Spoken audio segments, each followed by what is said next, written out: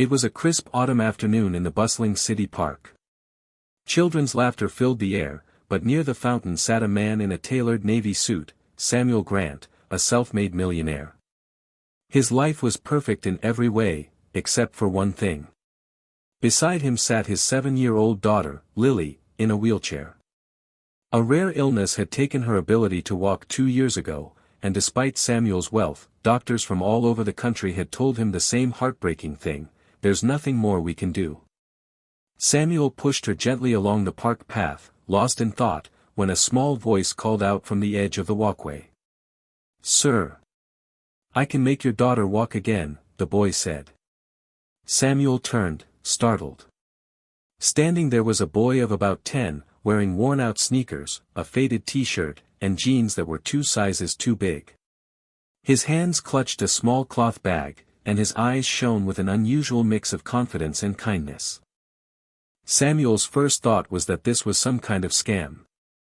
But there was something in the boy's voice, a strange certainty, that made him pause. "What did you just say?" Samuel asked, his voice sharper than he intended. The boy stepped closer. "I can help her, but you have to trust me." Samuel's hand froze on the wheelchair handles. For some reason, he couldn't move. Samuel's heart gave an involuntary jolt, though he tried to mask it with a skeptical half-smile. He looked the boy up and down: messy hair, patched knees, sneakers that looked like they'd been found rather than bought.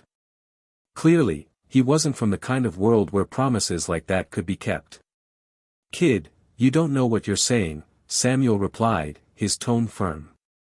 "We've seen specialists, the best in the country. They all said it's impossible." The boy didn't flinch. He tilted his head slightly, studying Lily.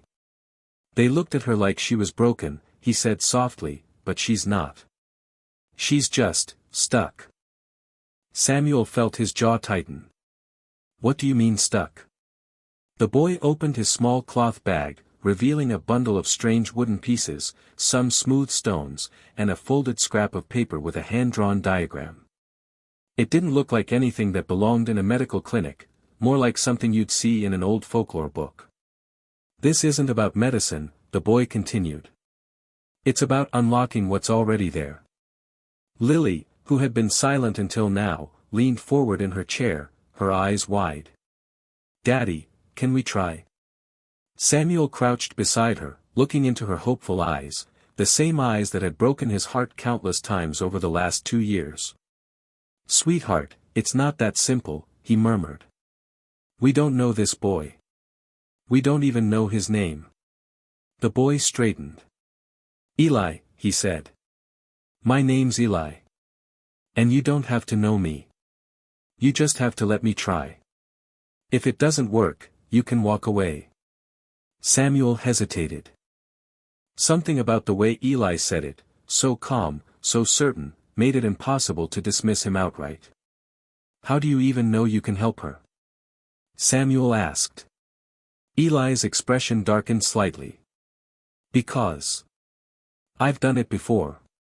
The words hit Samuel like a stone. He didn't believe in miracles, but for the first time in years, he wanted to. Samuel's mind raced. Done it before? That could mean anything. It could be a bluff, a story to earn sympathy, or something far stranger. He narrowed his eyes. Who was it? Eli looked down for a moment, as if weighing whether to share the truth. Then, in a low voice, he said, "A little girl in my neighborhood. She'd been in a chair for months after an accident. Her family didn't have money for doctors. I found a way." Samuel crossed his arms. "A way? What kind of way? Herbs? Some trick?" Eli shook his head. "No tricks. I learned from my grandfather. He could see what was wrong with people when others couldn't. He taught me how to reset things. Not with machines, but with touch. With the right steps."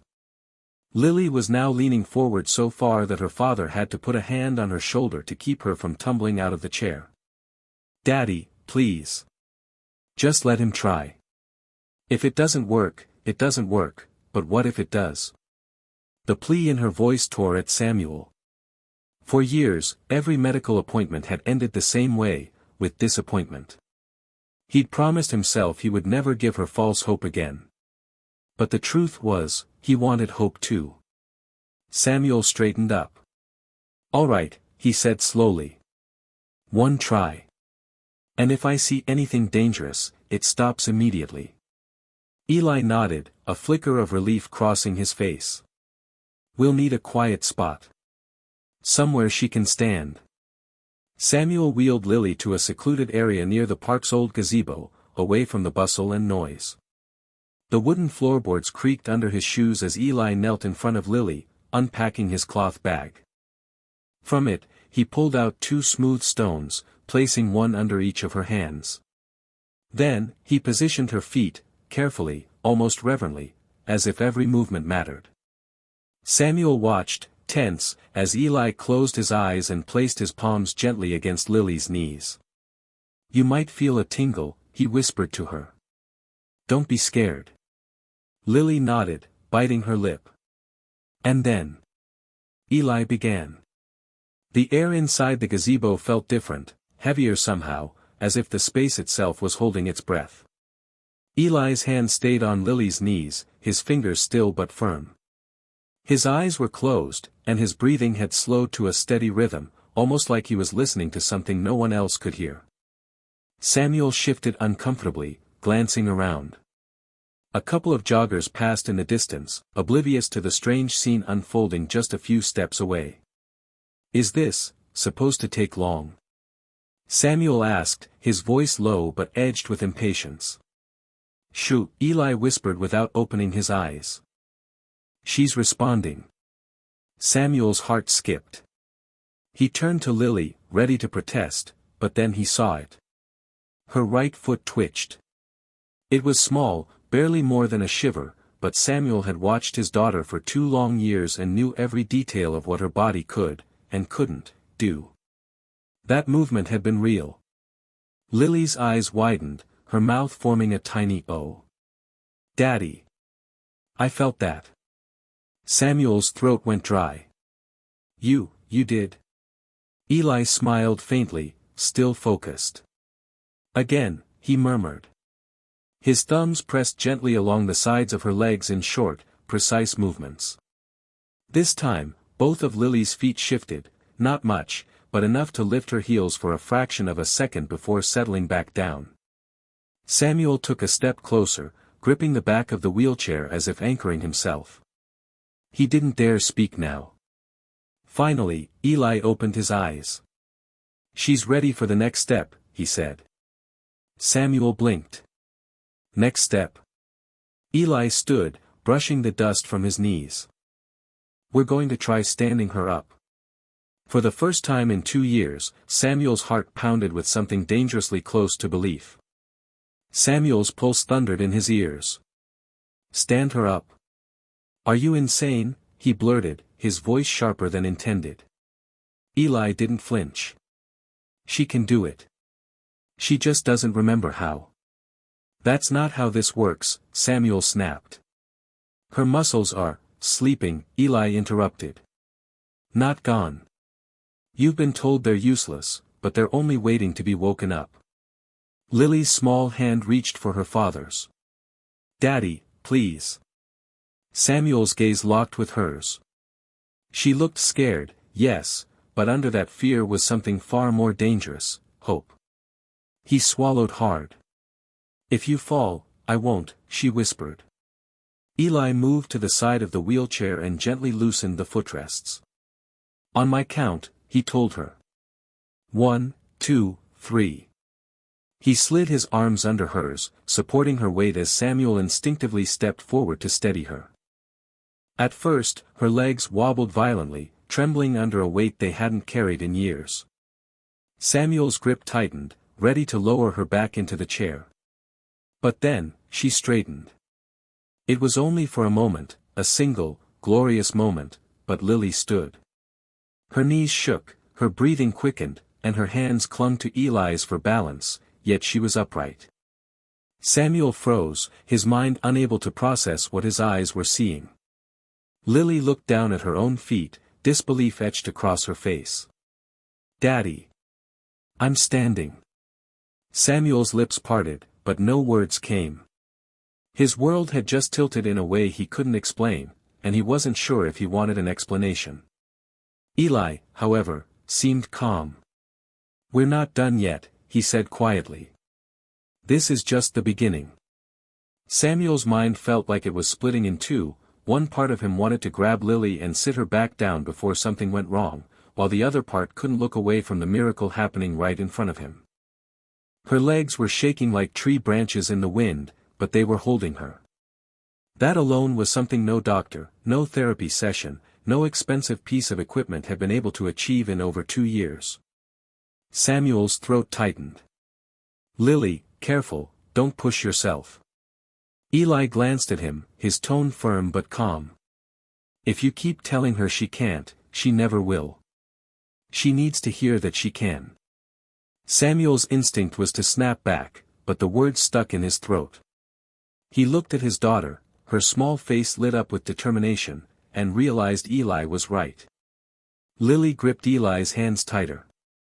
"Can I try to move?" she asked, her voice trembling. Eli crouched slightly, his eyes locking with hers. "Not just yet. We need to wake up the rest of your legs first." He reached into his cloth bag again, pulling out what looked like a thin strip of cloth with faint markings stitched along its length. He wrapped it gently around her calves, tying it in place with a careful knot. "What's that supposed to do?" Samuel asked. "It helps her muscles remember the path," Eli replied. "Sometimes the mind forgets where the ground is." He began a slow, rhythmic tapping along the outside of her legs, from thigh to ankle. Each tap seemed to draw a small reaction, a twitch here, a shift there, as though her body was answering a call it had been waiting to hear. Lily let out a gasp. I can feel my toes."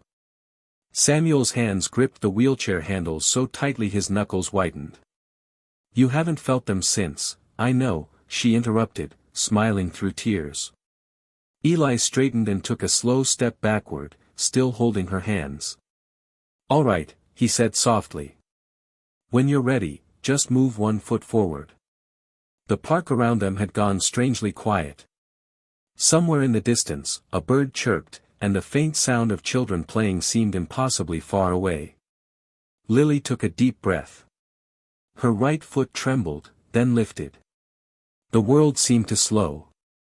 Samuel could hear nothing but the sound of Lily's uneven breathing and the faint rustle of Eli's worn sneakers as he adjusted his stance to support her. Her right foot hovered for a moment, just a few inches off the ground, but to Samuel, it felt like watching the moon lift from the horizon. "Nice and steady," Eli encouraged, his voice low and even. "Don't think about the distance. Just place it down." Lily's lip quivered, her brow furrowed in concentration. Slowly, her foot descended, until it touched the wooden gazebo floor with a soft tap. Samuel's breath caught. His hands, still gripping the wheelchair, began to tremble. She moved it," he whispered, almost to himself. But Lily wasn't done. Eli gave her a small nod. "Good. Now the other one." Her left foot twitched, once, twice, as though testing the idea. Then, with an unsteady shift of her weight, she drew it forward. This time, it landed a little heavier, her knee buckling for a moment before Eli caught her balance. Samuel's heart pounded so hard it hurt. 2 steps. 2 impossible, unbelievable steps. Lily's eyes brimmed with tears. "Daddy. I'm walking." Samuel stepped closer, his voice breaking. "Yes, sweetheart, you are." But Eli didn't look satisfied yet.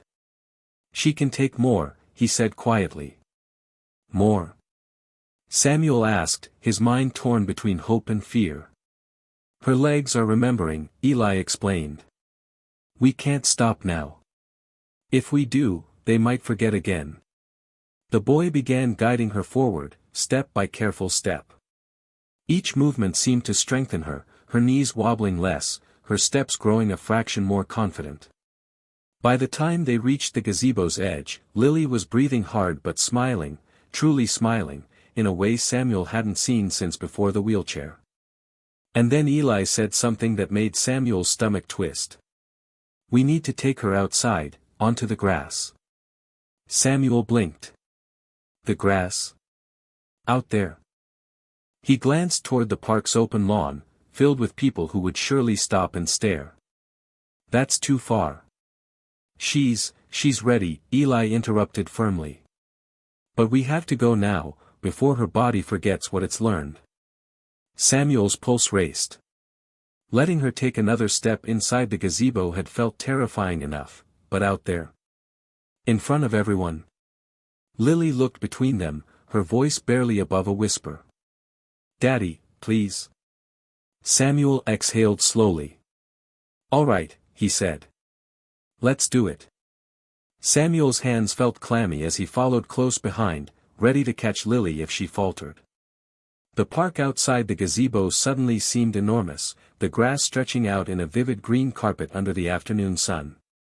Eli adjusted his grip on Lily's hands. "Feel the ground through your feet," he told her.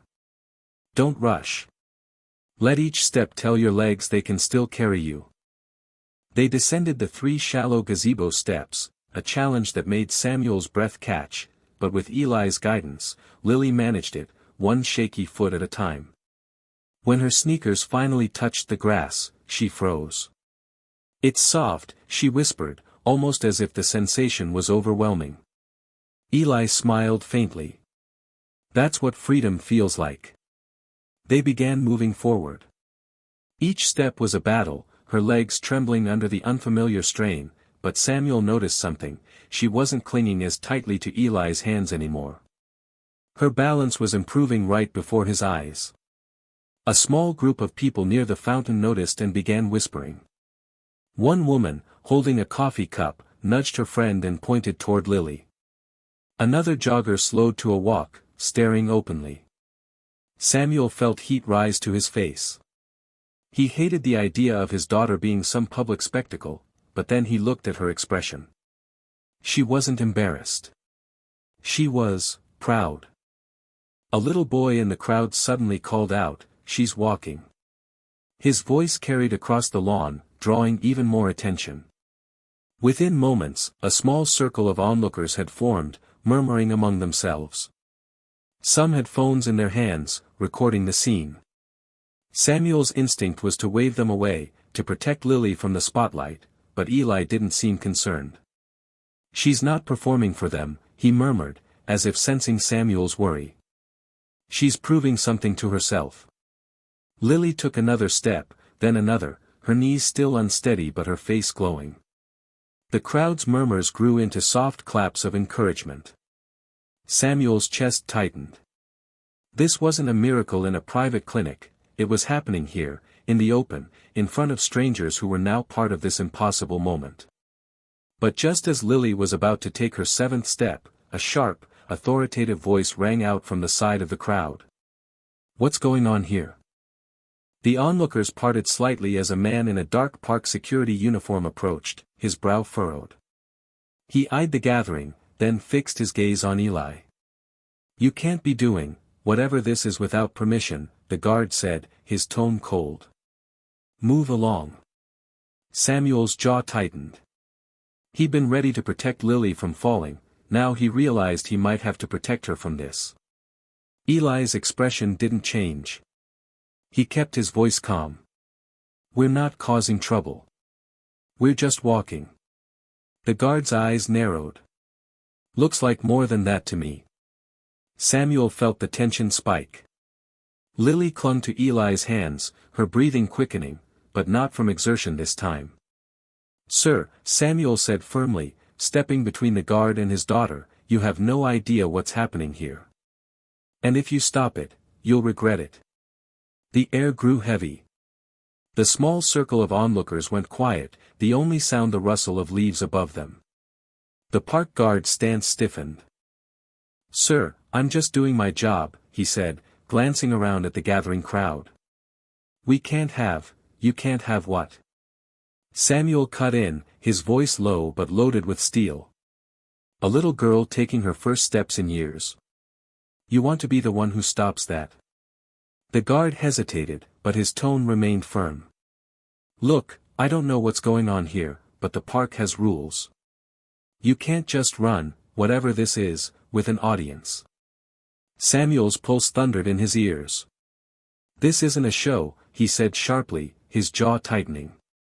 This is my daughter. She hasn't walked since she was 5 years old.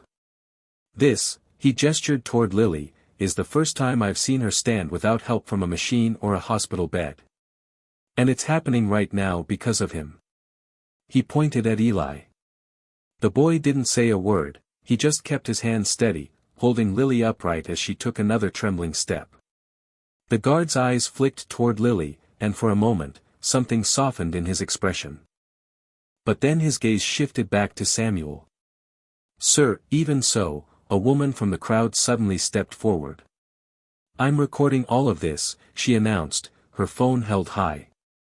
If you try to stop them, the whole internet is going to know you shut down a little girl's miracle. The murmurs in the crowd grew louder, several people nodding in agreement. Someone else chimed in, let the kid walk. What's wrong with you? The guard's face flushed. He was clearly feeling the pressure now. His authority was being chipped away by the public's disapproval, and the camera lenses pointed directly at him weren't helping. Samuel took a slow step toward him, lowering his voice so only the guard could hear. You can walk away from this with your dignity, or you can become the man everyone online calls the one who crushed a miracle. The guard's jaw clenched. He looked back at Lily again, her tiny frame standing on its own, her eyes bright with determination, and finally let out a short, frustrated breath. Fine, he muttered. 5 more minutes. But keep it calm. Samuel gave a curt nod. More than fair. Eli didn't waste a second. All right, Lily, he said gently. Let's make these next steps count. The crowd parted as the three of them moved forward. Every shuffle of her feet felt like history being made. The murmurs had turned into quiet encouragements, you've got this. Keep going, sweetheart. Until finally, after what felt like a lifetime, Lily reached the edge of the grassy field. She turned, looked at her father, and smiled through her tears. I told you I could do it, Daddy. Samuel's vision blurred. Yes, he whispered. Yes, you did. The crowd slowly began to drift away, but the air still buzzed with the energy of what had just happened. Samuel knelt in front of his daughter, holding her small hands in his eyes locked on hers. You did it, he whispered, his voice shaking. You really did it. Lily's cheeks were wet with tears, but she was beaming. I couldn't have without Eli.